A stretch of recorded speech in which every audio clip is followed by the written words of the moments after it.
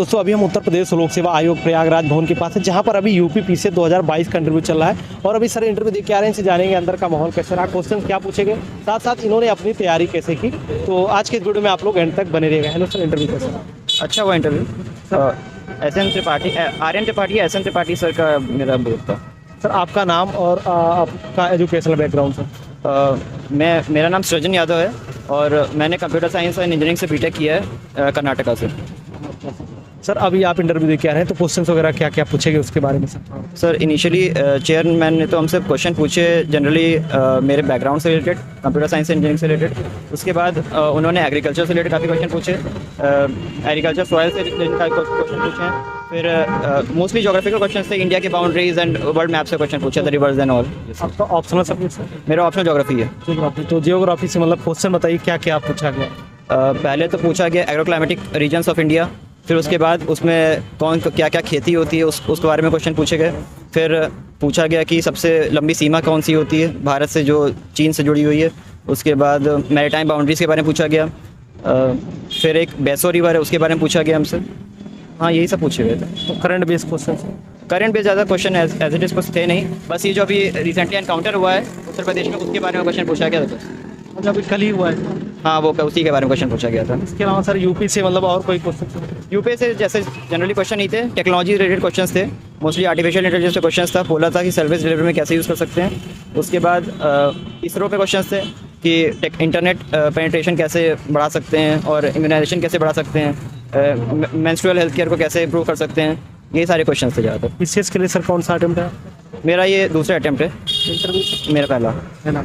Sir तैयारी वगैरह मतलब कैसे आपने की? कहीं पर कोचिंग वगैरह करते थे या फिर सेल्फ स्टडी? कोचिंग मैंने नहीं की है, मैंने ऑप्शनल का क्रैश कोर्स किया था।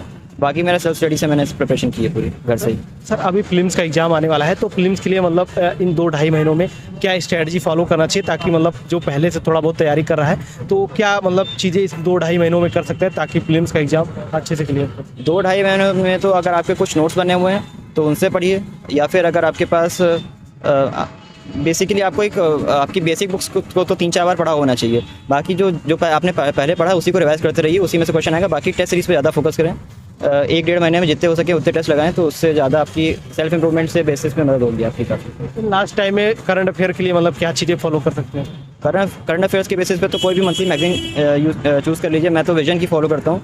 उसके बाद अखबार पढ़िए डेली, या फिर बहुत सारे ऐसे पोस्ट आते रहते हैं, अगर अखबार पढ़ेंगे तो हो जाएगा।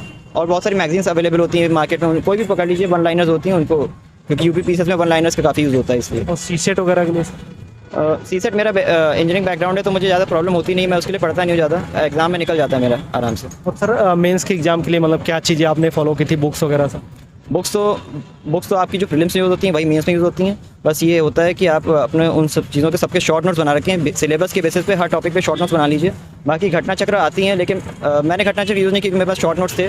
बाकी अगर जिनके पास शॉर्ट नोट नहीं है वो घटना चक्र का यूज़ कर सकते हैं। इसके अलावा सर जैसे कि आंसर राइटिंग प्रैक्टिस वगैरह करते हैं, तो उनमें किन किन चीज़ों का ध्यान रखना चाहिए? आंसर राइटिंग प्रैक्टिस में पहले तो आप कोई भी आंसर राइटिंग जो भी प्रोग्राम चल रहा था उसको ले लीजिए। उसके बाद जब आंसर लिखें तो उसके बाद जो फीडबैक आता है उस पर बेसिस पे करिए। जैसे कि अगर एक आंसर में आपके डायग्राम होना चाहिए, डेटा होना चाहिए, फैक्ट, और उसका फ्लो मेंटेन होना चाहिए। और जो क्वेश्चन में सबसे इंपॉर्टेंट बात होती है, जो क्वेश्चन पूछा गया उसको एड्रेस करना सबसे ज़रूरी होता है, क्योंकि कई बार क्वेश्चन में जो पूछा गया तो उसको छोड़ के कुछ और ही एड्रेस कर रहे होते हैं।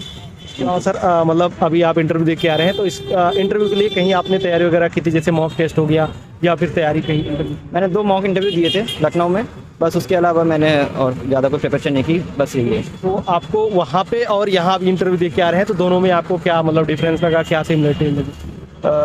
अगर आप मॉक इंटरव्यू देना चाहें दे सकते हैं कॉन्फिडेंस की प्रिपरेशन के लिए। बाकी ऐसा कुछ नहीं होता कि जो मॉक इंटरव्यू पूछा जाएगा वो यहाँ पे पूछा जाएगा। मेरे से तो ऐसा कोई क्वेश्चन नहीं पूछा गया है जो वहाँ पे पूछा गया था। बस वो कॉन्फिडेंस बिल्डिंग के लिए और एक प्रैक्टिस के लिए अच्छा होता है। सर जो छात्र मान लीजिए तैयारी कर रहे हैं, अभी पीसीएस 2023 का फिल्म्स का एग्जाम देने वाले हैं, तो उनके लिए आपका क्या सजेशन या सुझाव रहेंगे? रिवाइज करिए, टेस्ट सीरीज देते रहिए, रिवाइज करिए, टेस्ट सीरीज, यही है बेसिक, यही है। अगर जितने ज़्यादा टेस्ट सीरीज हो सके उतनी ज़्यादा टेस्ट सीरीज दीजिए और अपने आप को इवैल्यूएट करते रहिए कि कहाँ पे क्या गलती है और इनको सुधार करें, उससे उस बेसिस पे हो जाता है।